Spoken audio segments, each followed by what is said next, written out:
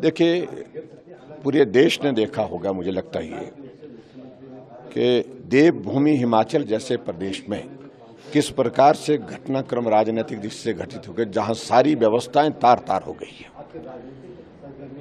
अगर कांग्रेस पार्टी के पास बहुमत होता तो विधानसभा के अंदर हमने जो डिवीजन ऑफ वोट मांगा गया था फाइनेंशियल बिल पर, उसको क्यों नहीं दिया?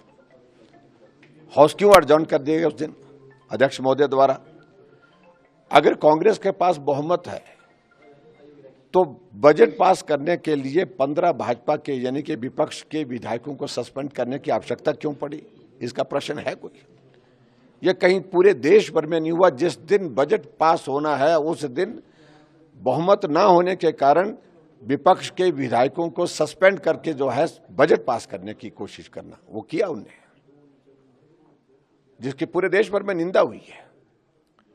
और उसके बाद जब उनको लगा कि सरकार अभी भी संकट में है, तो जिन सदस्यों ने राज्यसभा के लिए मतदान किया था भारतीय जनता पार्टी के कैंडिडेट के लिए, उनकी सदस्यता का निलंबन करना और एक दिन के अंदर निर्णय करना, बिना सुने निर्णय करना, ये सारी चीजें जाहिर होती हैं कि बहुत जल्दी में की गई है।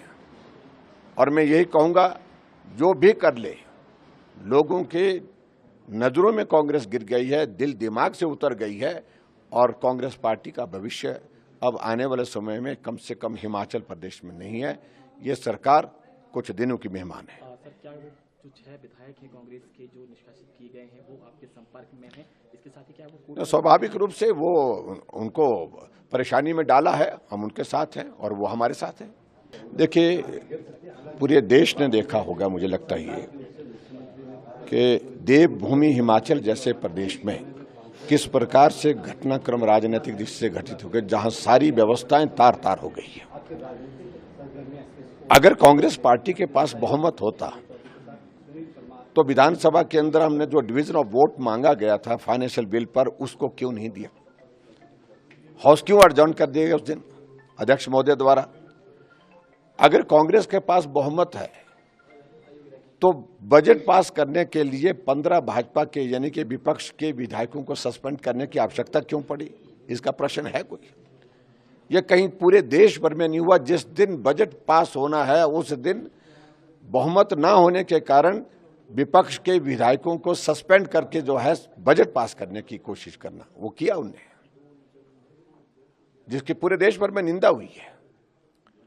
और उसके बाद जब उनको लगा कि सरकार अभी भी संकट में है, तो जिन सदस्यों ने राज्यसभा के लिए मतदान किया था भारतीय जनता पार्टी के कैंडिडेट के लिए, उनकी सदस्यता का निलंबन करना और एक दिन के अंदर निर्णय करना, बिना सुने निर्णय करना, ये सारी चीजें जाहिर होती हैं कि बहुत जल्दी में की गई है।